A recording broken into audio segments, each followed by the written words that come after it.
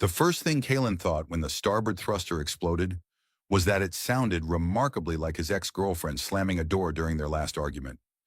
Not exactly a comforting thought, especially while spiraling toward the surface of a fractured moon at a velocity best described as molecular redistribution. He'd been chased before by debt collectors, rogue mechs, a very offended clone of a religious figure, but this was new. The AI drones were relentless, teeth like plasma cutters and personalities like tax auditors. He screamed, not out of fear, but frustration. "You had one job, Rusty. One job!" Rusty, the ship's semi-sentient nav system, replied with all the resignation of a middle-aged bartender. "I warned you that jerry-rigging the stabilizer with a spoon was ill-advised. I needed the spoon for coffee. Priorities." The ship broke atmosphere with a lurch, skimming across the broken surface like a skipping stone. Rocks rose to meet him with surprising eagerness, and then everything went white. He came to with the taste of blood and battery acid in his mouth, dangling upside down from the pilot's seat. Helmet cracked, boots missing. One boot. The other had been somehow wedged into the dashboard's cooling vent, whistling with every breeze. "Status report," he croaked. Rusty wheezed and then died. "Great. Terrific. Love it." He unbuckled himself, fell onto the ceiling, and groaned. The ship was wrecked beyond repair, twisted metal and sizzling conduits. Outside the porthole, the moon looked worse. Massive tectonic scars split the surface like veins of ancient punishment, and floating shards of its own crust hovered in lazy orbit, occasionally smacking together like indecisive lovers.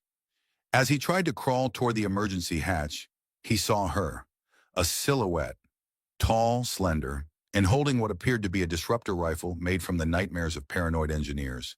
She wore an expression halfway between amusement and suspicion, and her ears, long, elegantly tapered like blade tips, twitching as if scanning the ambient frequencies of the universe. "Hello," Kalen managed. "Are you a hallucination, a scavenger, or one of those very sexy death cultists I've heard about?" She cocked her head. "That depends. Are you edible? Only if you like your meat sarcastic and undercooked." She stepped closer, boots making no sound, eyes glowing faintly violet. Her suit was high-tech, adaptive, and shimmered in the fractured light like it couldn't decide whether to be cloth or armor. She looked human. Almost. Then she zapped him with something that made his bones play jazz. He woke up inside a containment field, floating 3 inches off the ground, arms bound behind him by bands of humming gravity. The alien woman sat nearby on a hover crate, peeling a fruit that looked like it hated being peeled. "Morning, sunshine," she said. "I had a dream I was abducted by a space elf with unresolved trust issues. Funny thing, you look exactly like her." She grinned, sharp and lazy. "Space elf? That's a new one. I'll add it to the list. You got a name?" "Kalen. Pilot. Crash expert. Full-time idiot."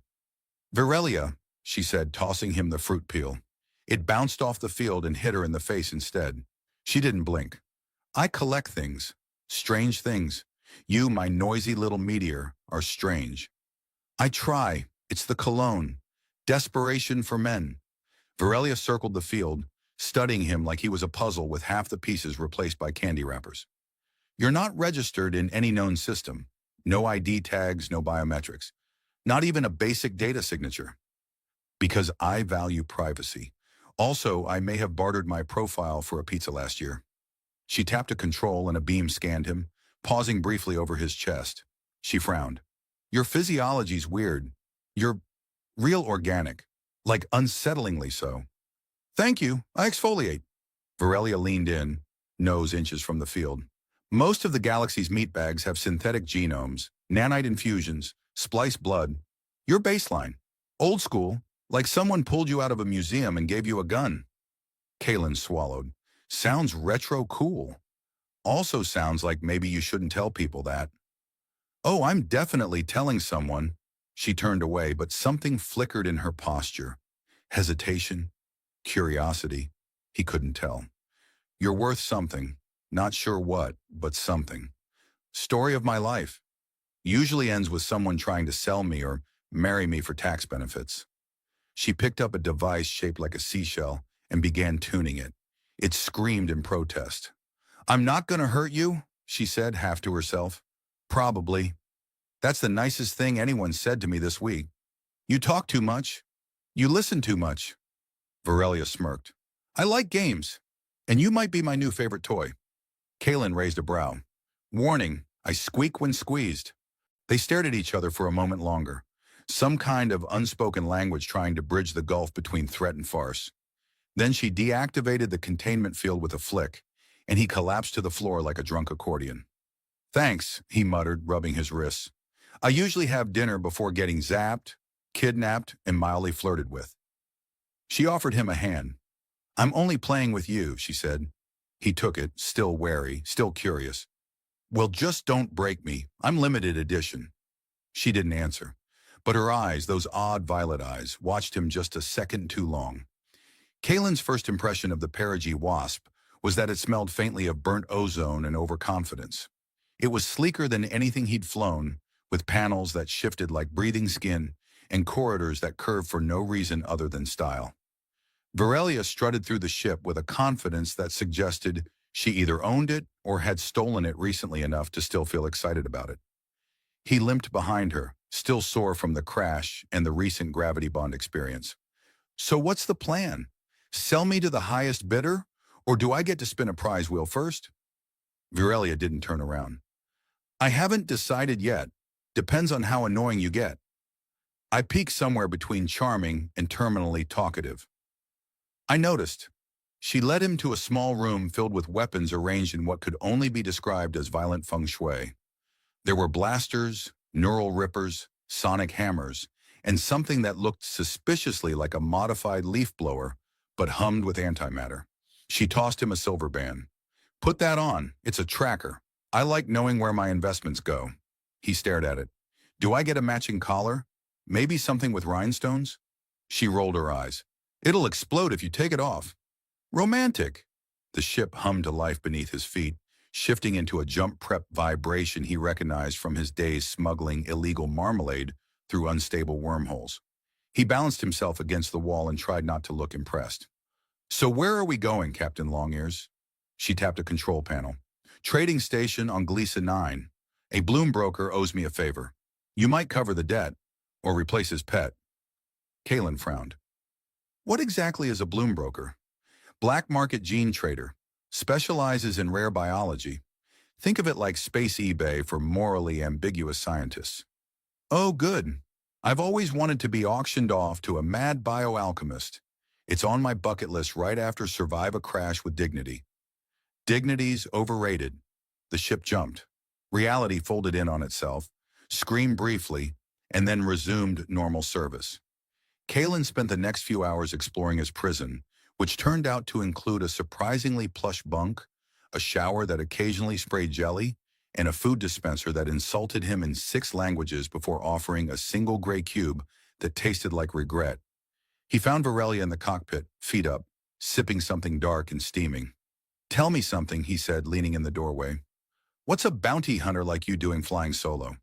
You seem like the type who'd have a crew.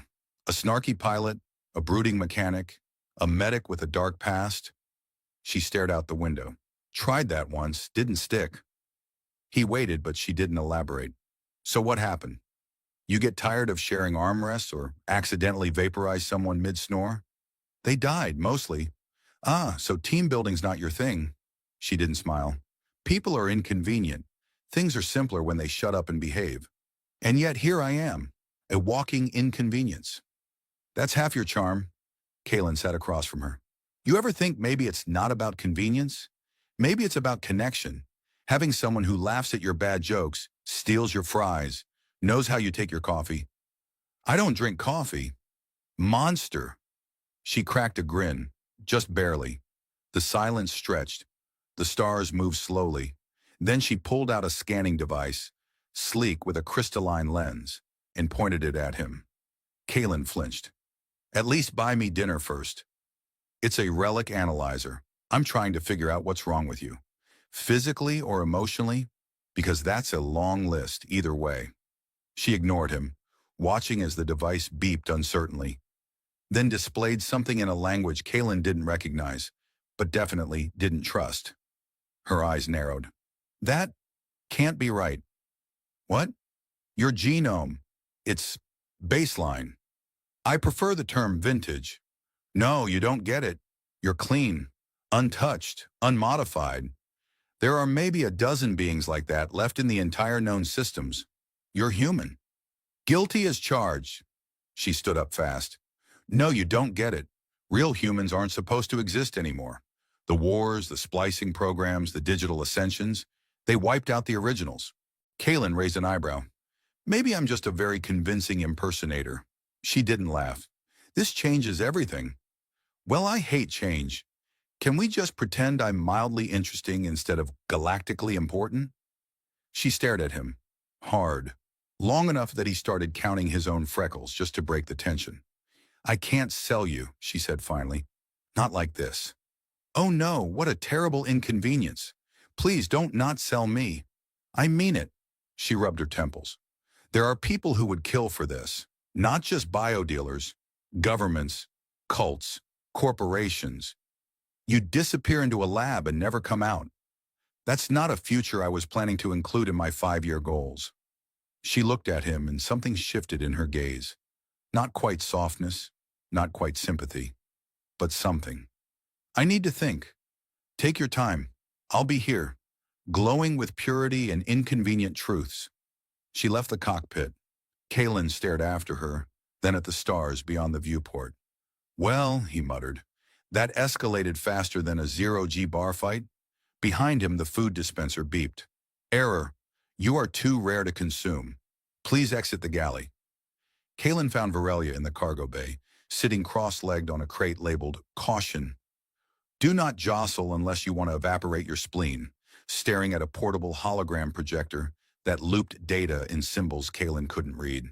She didn't look up when he entered. I've decided not to hide in the air vents, he said, mostly because they're full of spider bots.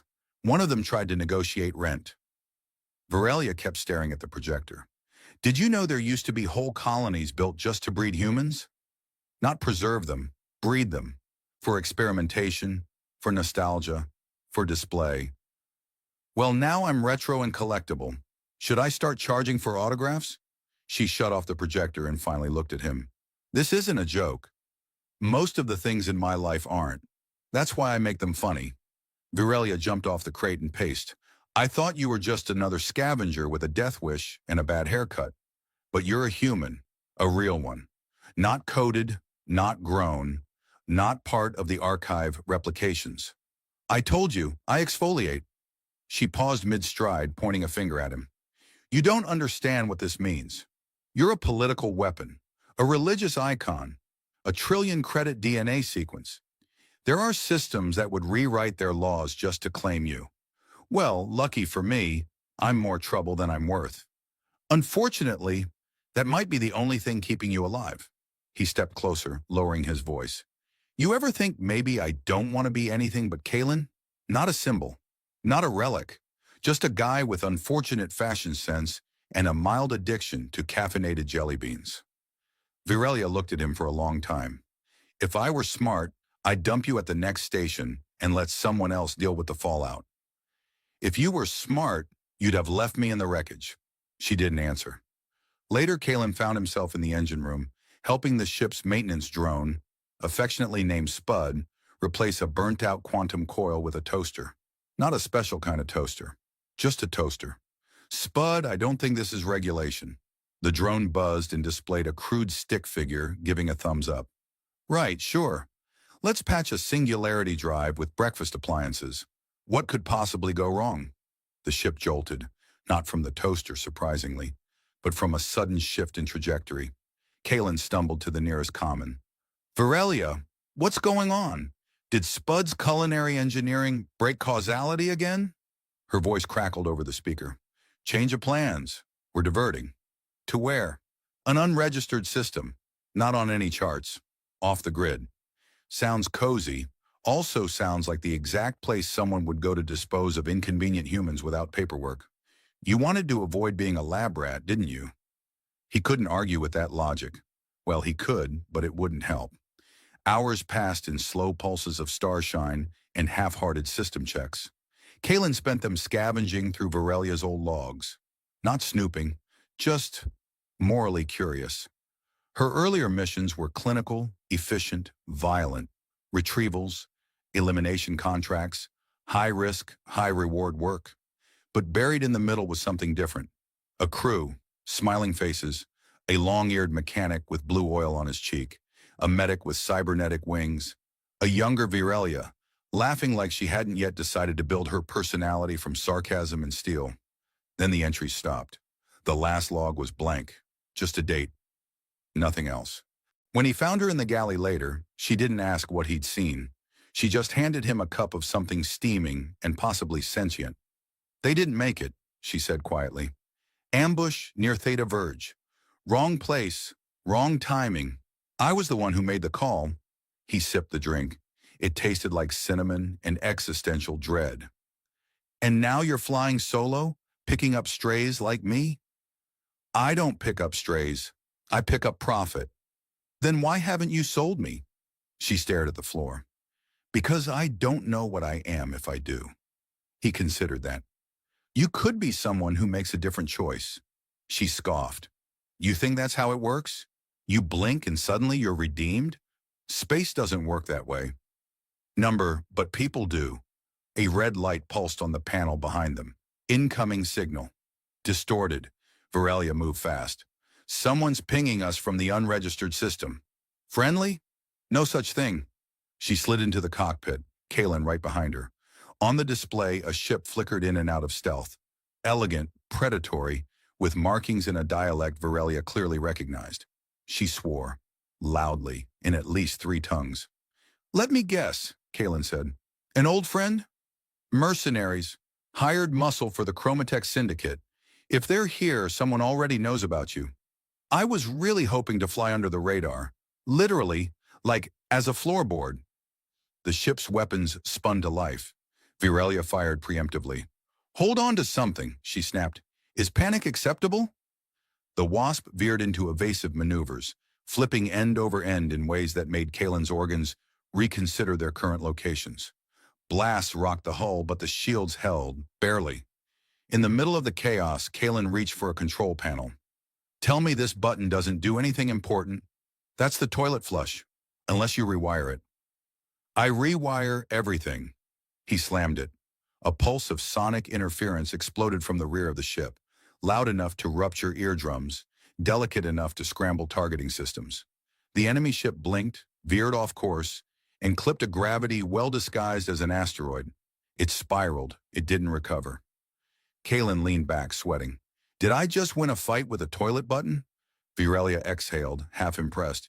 "You might be the dumbest lucky charm in the galaxy." "High praise. I'll embroider it on a pillow." She didn't laugh, but she looked at him longer than usual. "You're more trouble than I planned for." "You say that like it's a complaint." "I say it like I'm not sure what to do with you anymore." He smiled. "Start by not selling me. Maybe work your way up to friendship." Varelia didn't respond, but she didn't look away either. They spent the next day orbiting a moon that didn't exist on any chart, which Kalen decided was either a good sign or an excellent prelude to being hunted for sport. The moon itself looked like a crumpled ball of tinfoil with a magnetic field strong enough to make his hair stand up in the shower. Not that he was complaining. The ship's sonic rinse setting had stopped sounding like a vengeful opera singer. Small victories. Virelia spent most of her time in the cockpit, scanning transmissions and rerouting systems like she was preparing for something neither of them would enjoy. Kalen kept busy reprogramming Spud to play poker and repainting warning signs in the cargo bay with helpful phrases like, "Definitely not a trap," and "Here be laser sharks." Spud found it hilarious. "What are we doing here again?" he asked as he balanced a ration cube on his nose. "Waiting for a contact," she said without looking up from her screen. "A smuggler named Brent. If anyone can make you disappear, it's him." Kalen snorted. "Disappearing's easy. I used to win at hide and seek for 7 years straight, until my cousin moved and they realized I wasn't still hiding." She glanced at him. "Charming. Brent's bringing a cloaking shroud. Old military tech. Should keep your DNA signature off the galaxy's most wanted list. Will it also hide my dazzling personality?" Number. We're going to have to surgically remove that. The contact ship arrived 2 hours late and looked like it had been assembled entirely from stolen vending machines. It docked with a hiss, a grind, and something that sounded like a fart from a dying space walrus.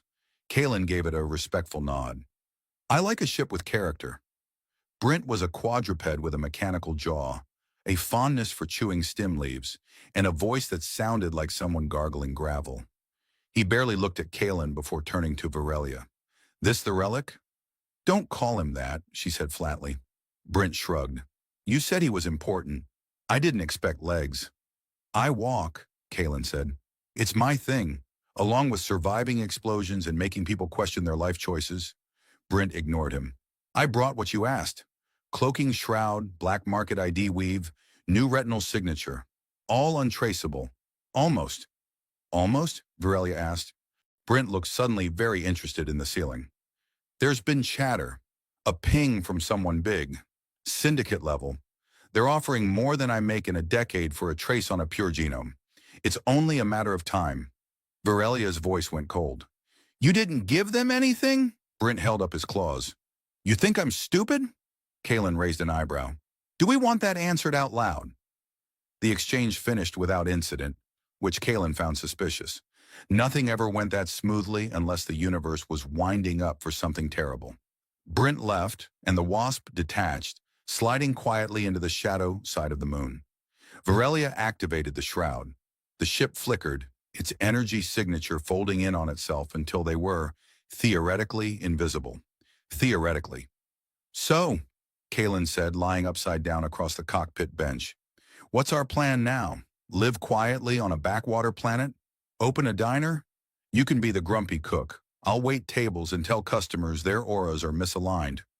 She gave him a look. That's not a plan. That's survival with breakfast options. She stared at the stars. I've been thinking. That sounds dangerous. If you really want to disappear, I know a place. Beyond the reach. No colonies, no satellites. Just dead space and old wrecks. Sounds romantic. It's not. He sat up. You'd come with me? She hesitated. I don't leave jobs unfinished. I'm not a job. I didn't say you were.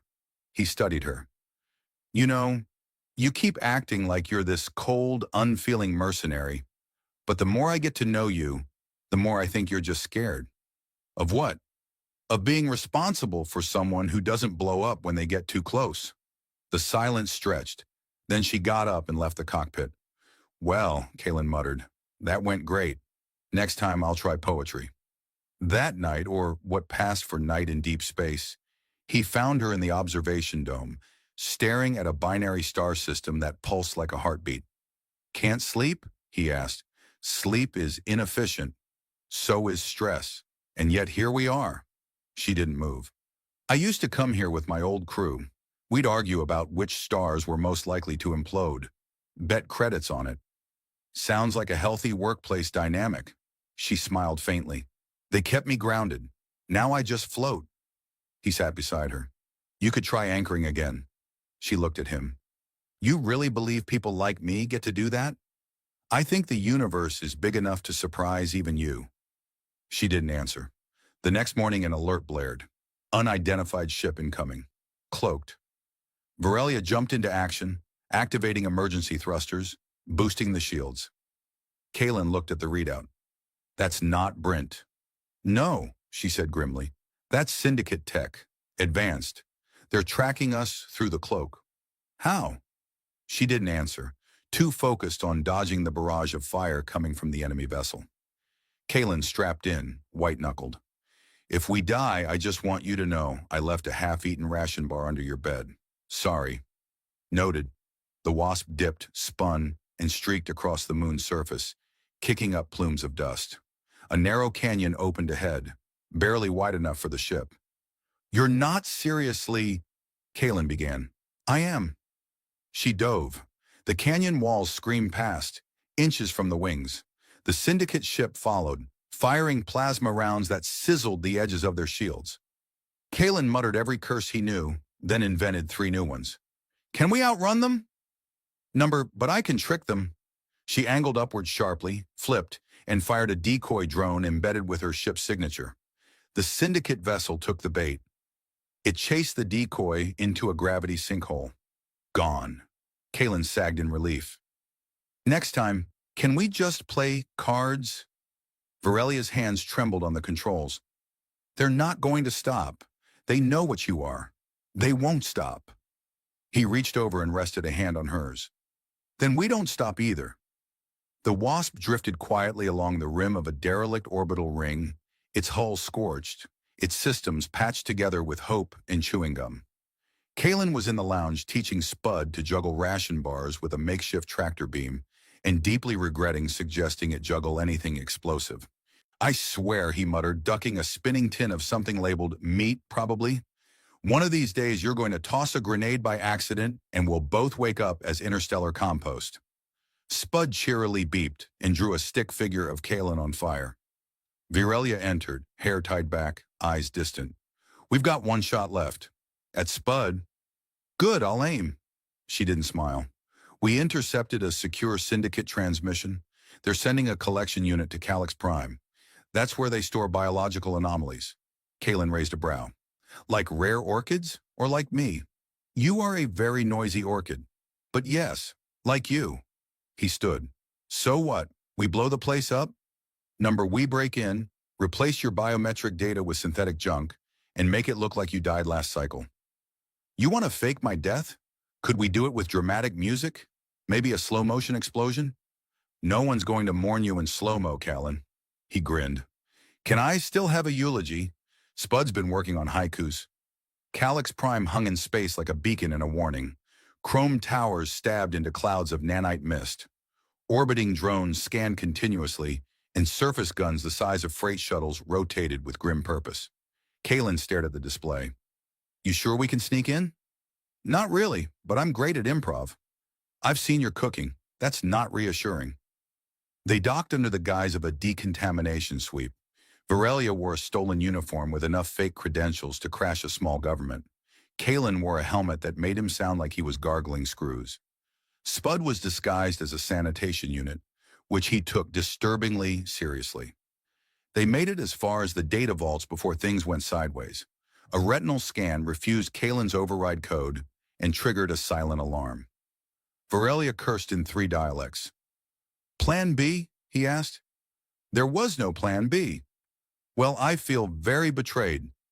She fired a stunner at the nearest drone and yanked Kalen down a side corridor. New plan. You find the server core. I'll hold them off. He blinked. You're going to solo the Syndicate? They don't know the building like I do. I worked a contract here once. Briefly. You blew it up, didn't you? Only the East Wing. He didn't argue. He ran. The core chamber pulsed with blue light and enough to static to curl his eyebrows. Kalen found the biometric data stream, plugged in the override key from Brent's gear, and prayed the system didn't recognize sarcasm as a threat. It worked, almost. As the false death signature loaded, a security AI flickered to life. Unauthorized bioform detected. I'm not unauthorized, I'm just misunderstood. Preparing termination. Sequence. Kalen flailed and hit the emergency bypass. The AI blinked. Confused. Same. Approved. He collapsed against the console. If I live through this, I'm buying a farm. The explosion started before he could reach the hallway. Just a small one. Probably Virelia's idea of knocking. He sprinted toward the exit, smoke and chaos blooming behind him. She met him halfway, bruised but smirking. Your death was beautiful, very convincing. I'm told I make an excellent corpse. Back on the Wasp, they disengaged and jumped into hyperspace. The Syndicate wouldn't chase a ghost. Kalen slumped into the co-pilot seat.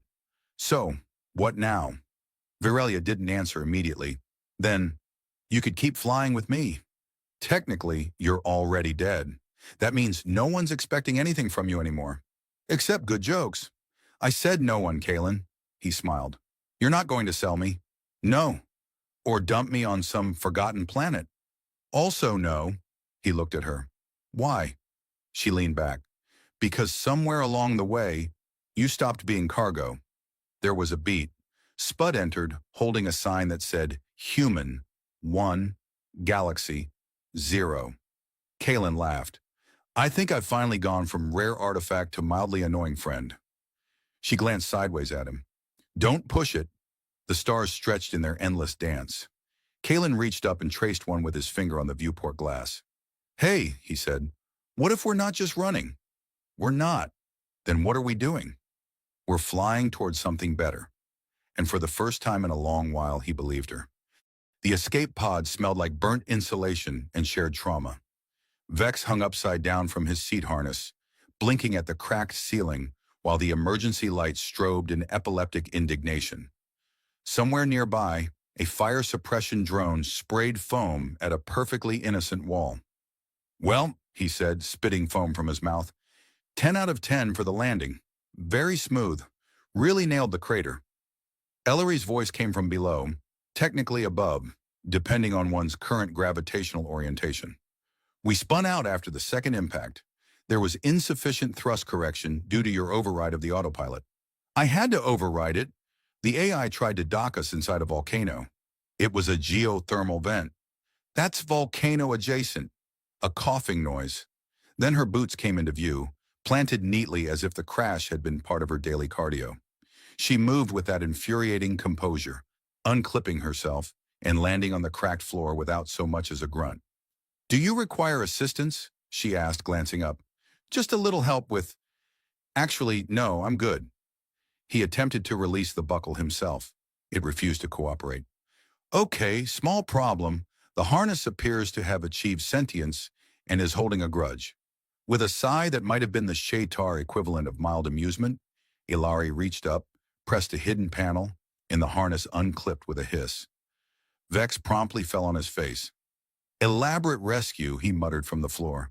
I appreciate the dramatic flair. They stepped out of the wrecked pod into a sky that blinked in artificial hues. 3 suns, all holographically adjusted to simulate day-night cycles every 2 hours. Flora buzzed and danced on invisible air currents, reacting to the chemical scent trails the crash had left behind. A tree nearby blinked.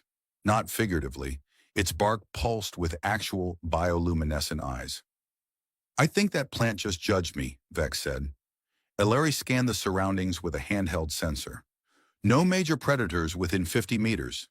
This moon was terraformed by pre-Exodus AI, unregulated. Wild evolution. That explains the air tasting like bubblegum and regret. They began walking toward a nearby outcropping where the terrain flattened. The path was lined with what appeared to be mushrooms, each one softly chanting a lullaby in a forgotten dialect of code. Ellery avoided them. Vex did not. You're stepping on neuroreactive fungus, she said. I'm bonding, he replied. Cultural exchange. The journey to higher ground took longer than anticipated, mostly because the local gravity had mood swings and the occasional bout of existential crisis. At one point, they both floated 3 feet into the air without explanation. Vex made helicopter noises. Ilari didn't comment, but her ears twitched. By dusk, at least dusk according to the rotating suns, they found a ridge overlooking a small valley filled with translucent structures grown from crystalline vines, the remnants of a long-abandoned research station. Vex knelt beside a broken console. This is human tech, ancient, but definitely from the pre-collapse era. Why would humans build a lab here? Ilari asked. He shrugged. Because humans like putting fragile things in dangerous places, like feelings or coffee machines. A warning chime sounded from Ilari's scanner. Storm incoming, ionic, we'll need shelter. The lab's main chamber was intact enough to house them, though the internal AI insisted it was closed for calibration, and spent several minutes offering them coupons for services that hadn't existed in centuries. Vex finally bribed it with a data stick full of soap opera reruns. The door opened with a sigh of shame. Inside, the air was musty with filtered time. Ilari activated a heating field. Vex collapsed into a dusty chair that puffed allergens like a passive-aggressive cloud. We're stuck here until the storm passes, she said. Tragic. Forced to share a room with a terrifying alien woman who could vaporize me with a blink. You flatter me, she replied deadpan. I would need at least 3 blinks. They sat in silence for a moment. The storm outside screamed across the ridge, painting the windows in blue-white static. Somewhere deep within the lab, an old vending machine tried to dispense a snack that had long since turned into a sentient puddle. Ilari spoke first. Your medical scan in the pod. It returned anomalies. Vex didn't move. Anomalies are the spice of life. You reacted to human painkillers. Maybe I'm allergic to common sense. You bled red. Lots of species bleed red. It's very fashionable. She turned to face him. Are you human? He laughed, too quickly. Wow, just like that. No dinner first? She didn't smile, just watched. He leaned forward, fingers steepled. What would you do if I were? There are protocols. And you always follow protocols? Usually. They stared at each other, the only sound the electric moan of wind against the lab walls. He finally exhaled. You ever play a game too long, Ray? Pretend to be someone else just to stay alive? You lie, you shift, you adapt, until one day you can't remember what your real voice sounds like. She said nothing, just watched him, like she was listening to the part of the sentence that hadn't been spoken yet. Vex stood and paced. I was 7 when Earth burned. 7. I don't even remember the name of the city I grew up in. We fled, my mother and I, spliced in enough alien DNA to pass inspections. She died on a quarantine moon when I was 15. I've been hiding ever since. Ellery's expression didn't change, but her ears shimmered, faint pulses of violet light dancing along the tips. I don't expect you to understand, he added, quieter now. You're Dominion. You probably learned about humans as nightmares, ghost stories told to scare children into obedience. I was taught humans were clever, dangerous, capable of great beauty and great destruction. Well, Vex said, cracking a crooked smile, 2 out of 4 ain't bad. The wind outside began to die. Ilari stood slowly, walked over, stopped just close enough that he could feel the heat of her presence. I should report you, she said. You should. I should treat you as a threat. You should. But instead, she said, reaching out and lightly touching the edge of his sleeve, I'm going to ask a question. He swallowed. Okay. Where's your room? You ever notice, Vex said, halfway through unscrewing the side panel of a rusting console, how ancient human tech always has just enough juice left to make you feel hopeful, and then it fries your eyebrows? Behind him, Ilari was crouched over a biometric scanner, her fingers working with the kind of dexterity that made neural surgeons jealous and mechanics feel suddenly underdressed. She didn't respond immediately. Her focus was absolute, like a predator analyzing the bones of a very disappointing kill. Hope, she finally said, is inefficient. I prefer power reserves. Vex squinted into the flickering innards of the machine. You should try Hope sometime. It doesn't power ships, but it makes a great excuse for bad decisions. The lab's emergency systems had come online thanks to a combination of Ilari's hacking skills, Vex's selective hammering, and a bribe to the AI involving 12 terabytes of vintage cooking shows. The result? Dim lights, a functioning comms relay, and a robotic assistant named Gerald who insisted on singing every third sentence. Welcome back to what remains of Earth Research Station Epsilon, Gerald chirped. Today's trivia. Did you know humans used to brush their teeth with compressed paste made from carbonates and mint-flavored lies? I like Gerald, Vex said. He's cheerful. I think I'll keep him. He's incompatible with Dominion systems, Ilari noted. All the more reason. They were trying to access the encrypted data core buried beneath the lab's mainframe. The Starforge fragment, the piece that had drawn them here, was locked in a containment vault that refused to recognize Dominion clearance, much less Vex's improvisational charm. So, Vex muttered, eyeing the biometric interface, this core's locked behind DNA verification and a passphrase. Odds are the original researchers didn't live long enough to leave either behind. They were human, Ilari said, which means chaos, redundancy, or passwords based on domestic pets. Or embarrassing X's, Vex added. I once hacked into a Federation war cruiser with Sasha Loves Me 69. She turned to him. You're making that up. I wish I were. That ship had 6 nuclear warheads and a playlist full of heartbreak songs. She returned her attention to the console. Let's try inputting the standard emergency override protocol. If it fails, we isolate the quantum memory crystal and manually rebuild the access bridge. Right. Classic Plan B, like rewiring a blender with a fork in 0G. Despite the sarcasm, they got to work. The interface flickered, protested, and finally offered them a login screen from a long-dead scientist named Dr. Rosalind Pike. "Let's see what secrets you were keeping, Roz," Vex said, typing in guesses. "Password, password, nope. Password, 1234, nope. Password, cats are evil." "That one worked," Ellery said. Vex blinked. "You're kidding." She was not. The database opened with a humming sigh and a spark of failing fans. Streams of data scrolled by, some corrupted, others intact.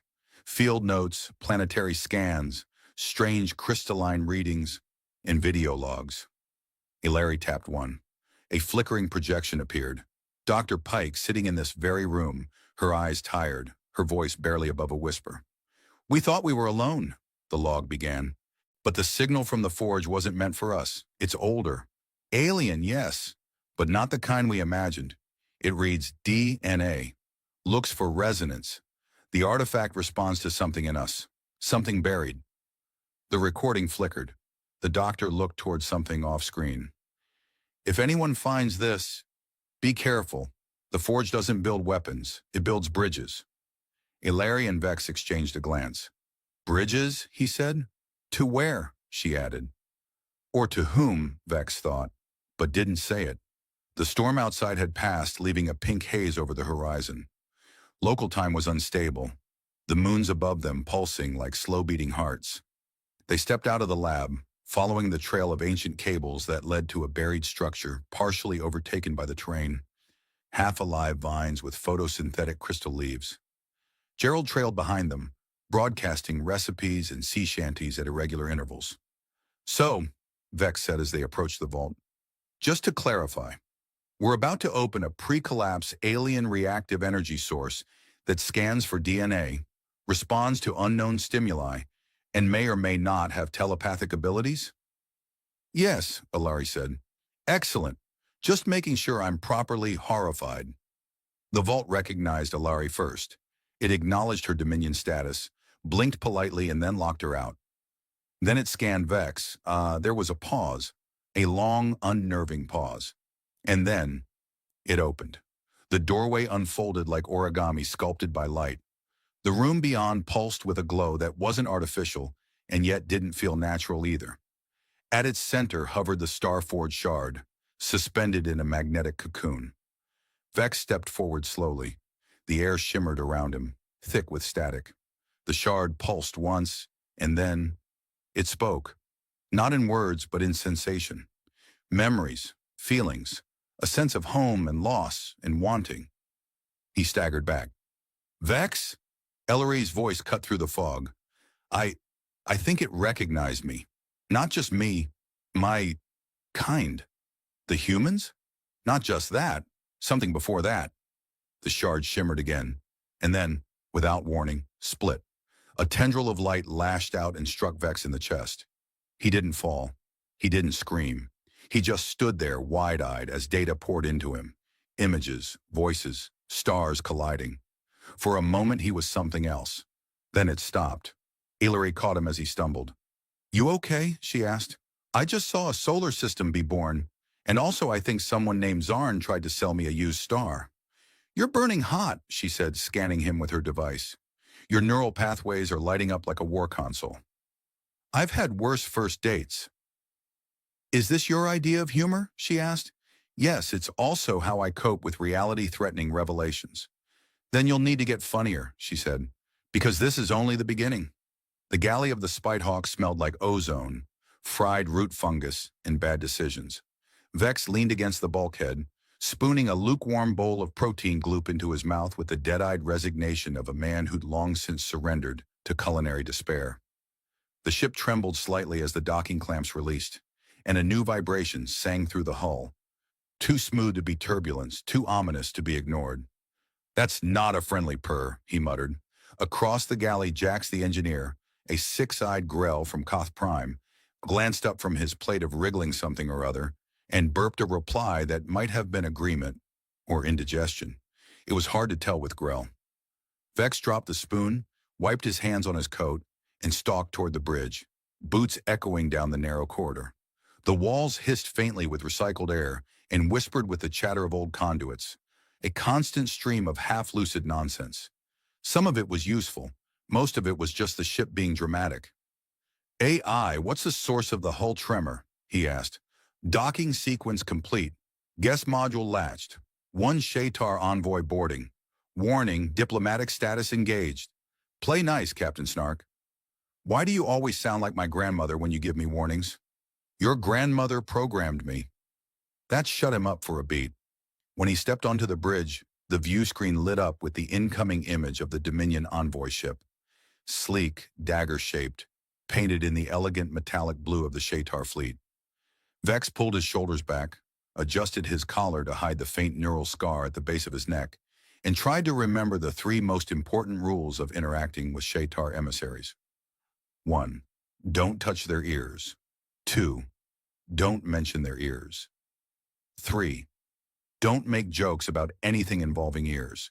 He was absolutely going to fail at least 2 of those.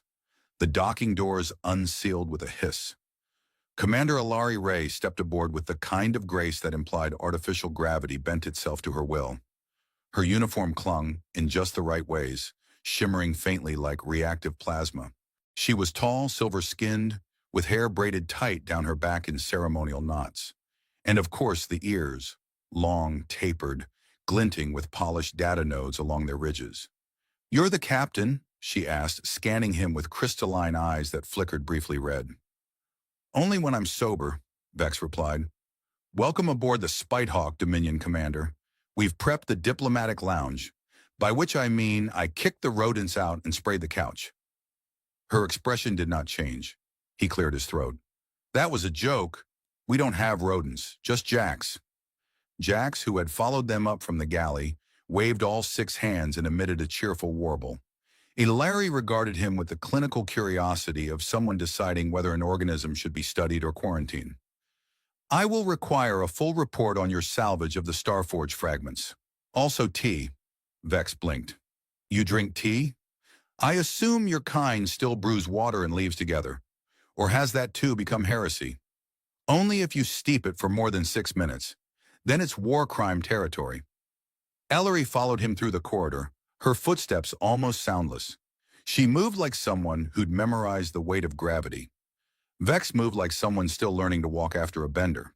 "So," he said, gesturing toward the makeshift lounge where a surprisingly clean couch awaited, "what brings a high-ranking Shaitar officer to a junk pile like ours? Don't you usually travel with orchestras and quantum banners?" "We are tracing a signal," she replied, accepting a mug of vaguely tea-colored liquid from the ship's dispenser. "Encrypted, ancient. It may be human in origin." Vex managed not to flinch. "Human? That's a word I haven't heard since my last curse-off with a Carxian priest." "Funny," Ilari said, sipping the tea. "You don't flinch when lying. Most do. I don't lie. I just narrate creatively." She arched a single perfect brow. "Your DNA is unregistered. Your accent is inconsistent. Your biothermal readings suggest cranial implants. Would you like to tell me what species you are narrating creatively today?" He took a long drink from his own mug. It tasted like rust and regret. "I'm a hybrid. My father was Aurelian. My mother was stubborn." "I see." Her gaze lingered a moment too long. "And do all Aurelians have such squishy noses?" "That's racial profiling," he said, pointing an accusatory finger. "You're going to get us canceled." The faintest quirk tugged at the corner of her lips. Not a smile exactly, but the distant relative of one. Then the lights flickered. The ship groaned. An alarm howled briefly before being cut off. "Unexpected energy spike from the Starforge fragment," the AI announced. "Also, someone left the microwave on with a fork inside." "I blame Jax," Vex and Alari said in unison. They exchanged a look. Hers was amused. His was intrigued. "Emergency team to cargo bay," the AI droned. "And someone tell the goat it is not allowed on the shuttle deck again." Vex sighed and stood. "Commander, Would you like to see our salvage firsthand, assuming the goat doesn't destroy it before we get there? She rose, nodded once. Lead on, Captain. He started down the corridor, pausing just once to glance over his shoulder. You know, you're not like most Shaitar I've met. I am told I am defective, she said deadpan. Perfect, Vex grinned. We'll get along just fine. The shard didn't stop glowing. It pulsed inside Vex's chest like a second heartbeat, a stowaway hitching a ride on his nervous system, offering random bursts of insight at exactly the wrong times. You're walking like a malfunctioning mech suit, Larry said as they navigated back toward the lab. I feel like one, Vex replied. Do you know how many languages are being whispered inside my skull right now? One of them's just repeating the word mango in a really seductive voice. You could attempt a neural filter. I could also attempt brain surgery with a spoon. Both sound equally promising. They passed a grove of trees whose roots had grown into hexagonal spirals, each humming a low harmonic that tickled the inner ear. Ilari paused, studying them. This forest wasn't like this in the last survey. Let me guess, Vex said, rubbing his temples. Terraforming instability? Rogue AI landscaper with a god complex? Something's accelerating the evolution. You perhaps. Oh good, I'm contagious. Back at the lab, Gerald was organizing scavenged screws into motivational shapes. Welcome back, Gerald chirped. I've alphabetized the dangers currently affecting this facility. Vex sat heavily on a crate. Let me guess. Alien resonance artifact just shot to the top of the list? No, that's under A for absurdly reckless behavior. Ilari approached the central console, inputting the shard's data. Holograms sprang to life. Planetary alignments, timelines, energy signatures so complex they looked like the universe had taken up abstract painting. This doesn't make sense, she muttered. The Forge is mapping regions that don't exist. Or don't exist yet. Vex leaned over her shoulder. You think it's predicting spatial expansion? I think it's rewriting it. That's worse. That's much worse. The lab lights dimmed. For a moment, the shard's glow became the only illumination in the room. Vex swore he heard it humming a lullaby, or maybe a warning. It was hard to tell with alien relics. Then the console beeped. A new reading. Larry narrowed her eyes. A ship just entered orbit. Vex stood. Friendly. It's broadcasting Dominion war codes. Oh, good, he said, voice cracking. Families come to visit. They watched the ship descend. It wasn't subtle. Dominion warships never were. It was the size of a small city and shaped like someone had asked a sword to dream of being a cathedral. The atmospheric entry lit up the sky. Vex paced. We have 3 options.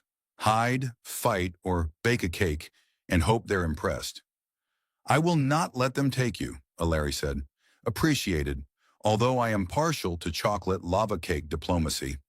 The lab doors hissed open. Dominion operatives swept in. 6 of them, armor gleaming, weapons humming.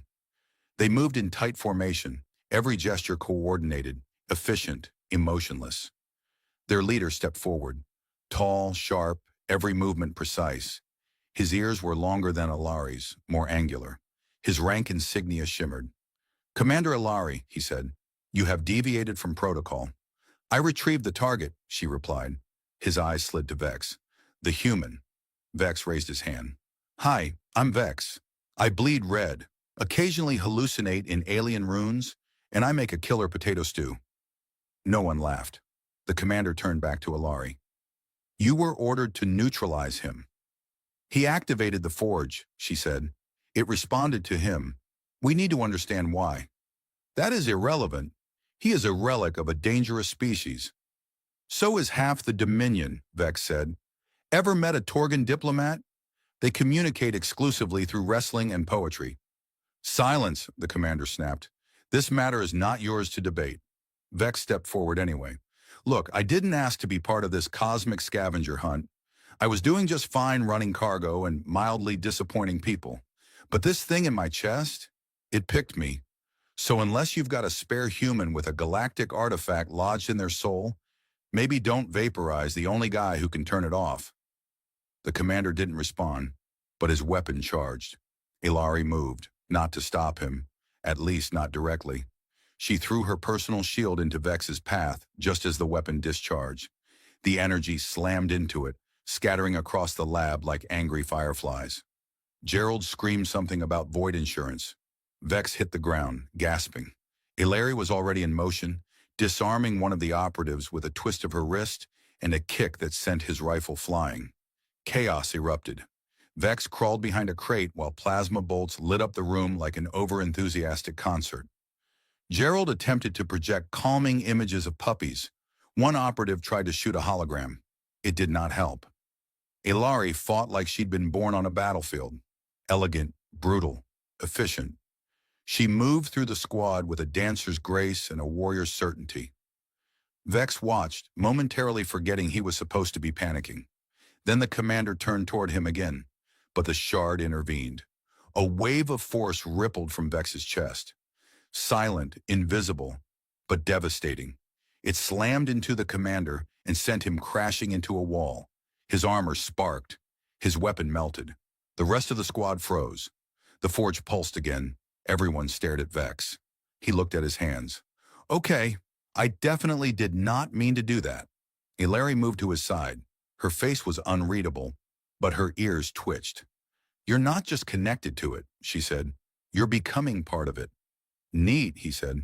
Does that come with dental? The remaining operatives backed away, dragging their commander, who was groaning and cursing in untranslated dialects. The room fell into silence again. Gerald coughed. Would now be a good time to discuss the side effects of ancient alien energy bonding. Also, does anyone want stew? Vex sat down hard. All right, he said, staring at the still glowing forge shard. So what now? Hilary crouched beside him. Now we find out what it wants. And if what it wants is to turn me into a cosmic light bulb, then I'll find the switch, she said. He looked at her, searching for any sign of hesitation. There wasn't any. I expected you to pull away when you learned I was human, he said. She touched his hand. I expected you to run when I didn't. He laughed.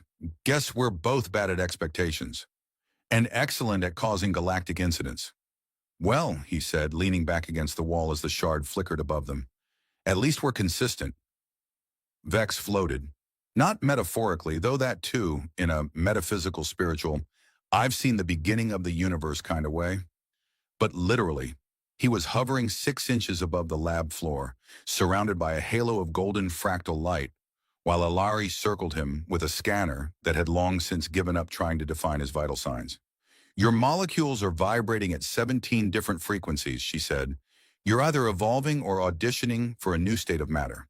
I feel like warm root beer, Vex replied. Not fizzy, just wrong. Gerald beeped gently. If he explodes, can I have his boots? Ellery ignored both of them and tapped the control panel. The forge shard pulsed in rhythm with Vex's heartbeat, or whatever had replaced it. The data flowing from it was now comprehensible only to machines or transcendental monks. Good news, she said. You're stabilizing. Bad news. You're also expanding. Cognitively, energetically, existentially. That last one sounds expensive. She took his hand, grounding him. It worked. The glow dimmed. Stay with me, she said. I'd never leave, he replied, and meant it.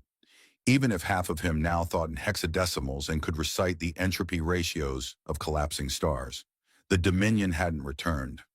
After their commander woke up and vomited pure ego for 20 minutes, they'd quietly retreated into orbit to assess. Hilary suspected a report had been filed titled, Subject to Glowy, Proceed with Caution. The Starforge's data had revealed its true purpose.